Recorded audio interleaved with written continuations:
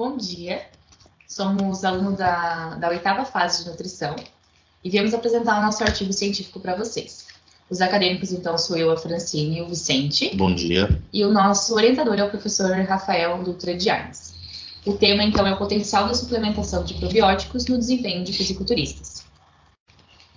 Então, o fisiculturismo é um esporte que ele é julgado pelo seu grande volume muscular e o seu baixo percentual de gordura. E ele contém duas fases, que é a fase do ganho de massa muscular e a fase de perda de gordura. Para atingir esse objetivo, os atletas utilizam de treinamento resistido através da musculação, alimentação e exercício aeróbico. Então, alguns atletas que buscam alto rendimento, eles acabam tendo um excesso de treinamento e utilizam de algumas estratégias que vão favorecer o aumento da inflamação, alterações imunológicas, estresse oxidativo e desbiose. E algumas alternativas que são utilizadas para combater esses problemas são anti-inflamatórios não esteroidais, só que eles vão reduzir vias de hipertrofia, que não são interessantes para esses atletas, antioxidantes, só que Panzer et al. 2015 já afirma que não é o suficiente para combater o estresse oxidativo, e Zepa 2020 coloca como uma alternativa microbiota intestinal.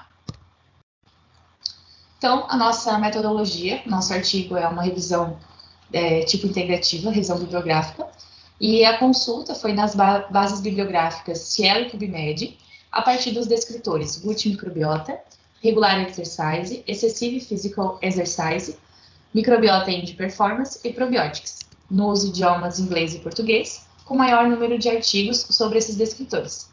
Foi feita uma seleção dos artigos e no final contém 70 artigos no nosso artigo. Bom, antes de falar sobre como os probióticos podem agir no combate a esses problemas que a Fran falou anteriormente, é importante entender a microbiota do atleta. O exercício físico, então, ele pode interferir aumentando a quantidade de bactérias benéficas no nosso trato gastrointestinal, como a Prevotella, que causa uma melhora no metabolismo tanto de carboidratos quanto de aminoácidos essenciais, em especial os BCAAs, que eles possuem uma função muito importante na sinalização para a hipertrofia muscular. Além disso, o exercício ele possui como como um dos metabólitos gerados nele, o lactato, que ele pode atingir o trato gastrointestinal e ser metabolizados por micro-organismos como a Veillonella, que acabam fermentando esse lactato, produzindo assim ácidos graxos de cadeia curta, acetato, propionato e butirato, que então eles podem atingir a corrente sanguínea e se comunicar com outros tecidos através da sua ligação nos receptores de ácido graxo livre, os 2 e o 3. Além disso, os ácidos graxos de cadeia curta, eles também melhoram a composição e a quantidade de bactérias benéficas no nosso trato gastrointestinal. Bom, essa melhora gera um processo chamado de eubiose, que é o equilíbrio das bactérias intestinais.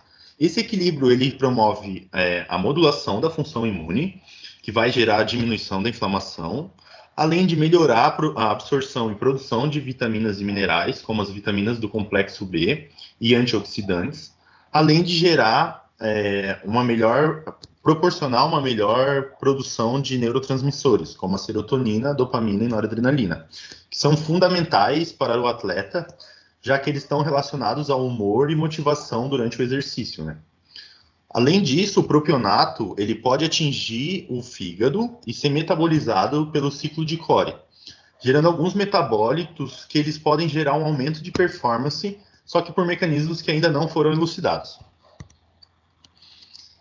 Bom, só que como o alto rendimento faz com que os atletas eles pratiquem um excesso de treinamento, pode acarretar na liberação de agentes estressores e, junto ao aumento da temperatura e o redirecionamento sanguíneo dos órgãos para os músculos e para o coração, pode influenciar de uma maneira negativa a microbiota intestinal, resultando na desbiose, que é um desequilíbrio na microbiota intestinal caracterizado pelo aumento de bactérias patogênicas, que pode também gerar um aumento da permeabilidade intestinal, que consiste na perda da função das proteínas de junção apertada, que acabam permitindo a passagem de bactérias, alérgenos e toxinas do lumen intestinal para dentro do nosso organismo. Bom, outros fatores, né, além do exercício, que podem influenciar na desbiose nos atletas de fisiculturismo, são as estratégias nutricionais, já que a dieta é outro dos principais fatores que influenciam na microbiota. O aumento da densidade calórica, caracterizado principalmente na fase de ganho de massa muscular, ele pode estar associado ao aumento da inflamação, que contribui para a desbiose, e também a baixa ingestão de fibras, que nessa fase, pelo alto volume de comida, eles acabam priorizando a ingestão, principalmente de carboidrato, para aumentar o rendimento, gera uma menor produção de ácidos graxos de cadeia curta pelas bactérias benéficas, já que as fibras são os principais metabólitos para a produção dos ácidos graxos de cadeia curta, que vai contribuir também para a desbiose. Além disso, a alta ingestão proteica, que é característica das dietas dos fisiculturistas, pode levar à fermentação dos aminoácidos por bactérias patogênicas, gerando amônia, aminas, fenóis e sulfetos de hidrogênio, que vão se tornar tóxicos para as bactérias benéficas para o nosso organismo. E a restrição calórica, ela também afeta de alguma maneira na fase de perda de gordura, já que ela é capaz de gerar alterações no sistema endócrino, distúrbios imunológicos, e pela escassez de energia, acaba também favorecendo a permeabilidade intestinal e a desbiose. Então, qual que é o problema da desbiose e da permeabilidade intestinal? O aumento da permeabilidade intestinal favorece a translocação de lipopolissacarídeo para dentro do organismo. Lipopolissacarídeo ele contém na membrana de bactérias gram-negativas, que também pode ser chamado de LPS. E isso vai fazer com que as células imunológicas detectam essa entrada do LPS, né, a partir do receptor de Toll-like receptor 4, ativando o sistema imune e ocorrendo uma liberação de citocinas inflamatórias. Isso vai ocorrer um aumento de macrófagos e neutrófilos e, consequentemente, uma maior inflamação. Além disso, a desbiose, ela também dificulta, né, a produção de ácido graxo de cadeia curta, como o Vicente já comentou. E isso faz com que piore a resposta imune, consequentemente, ter uma menor ação anti-inflamatória, uma pior recuperação do treino, e também eles vão deixar de ser substrato no exercício, que vai piorar o desempenho do atleta. Bom, além da inflamação, que a Fran falou agora, gerada pelo aumento da função imunológica, gerada pela permeabilidade, o sistema imune ele também acaba aumentando a produção de espécies reativas de oxigênio em resposta à LPS, que pode gerar um dano à membrana de alguns tecidos, que vai favorecer ainda mais a inflamação.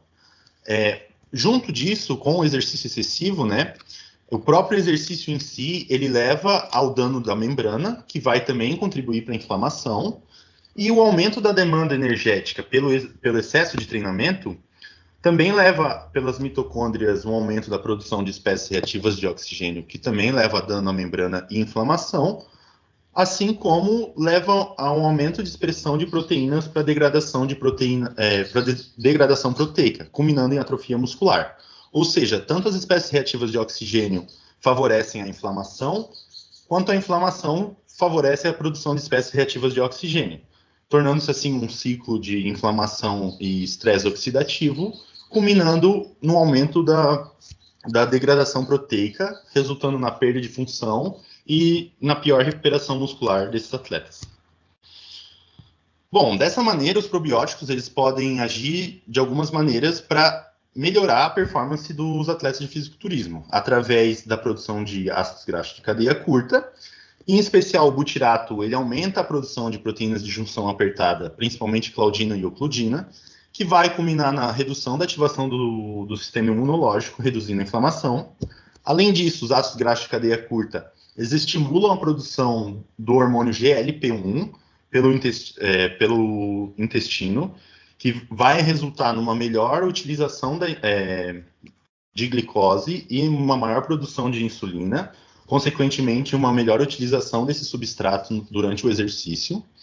Também os ácidos graxos de cadeia curta eles podem atingir a mitocôndria, aumentando a biogênese e a função mitocondrial, consequentemente favorecendo um melhor uso de substratos durante o exercício. Além disso, ele também aumenta a produção de enzimas antioxidantes pelas mitocôndrias, que em conjunto com a produção de enzimas antioxidantes produzidos pelos próprios probióticos podem reduzir as espécies reativas de oxigênio, culminando também em menor inflamação. Deste modo, todos esses benefícios vão causar um aumento da performance desses atletas, né? Então, com tudo isso que a gente viu até agora, nós escolhemos, com base na literatura, 9 cepas que vão auxiliar nesses malefícios que a gente citou até agora. Por quê? A ação delas, elas vão culminar em menor redução da inflamação e melhora da permeabilidade, como a Lactobacillus acidófilos, a ação antioxidante, como a Lactobacillus paracasei e MC502, a melhor utilização de substrato, como a Bifidobacterium longo BR108, e também uma ação anti-inflamatória e antifadiga, como a Lactobacillus plantarum TWK10. A dosagem também foi retirada a partir da literatura, que é 10 nanounidades formadoras de colônia, para obter uma eficácia. E com isso, esses micro-organismos foram escolhidos como uma possibilidade de suplementação para os fisiculturistas, para combater os malefícios do exercício e da desbiose e, consequentemente, obter um melhor desempenho desses atletas. Essas são as nossas referências. Obrigada. Obrigado.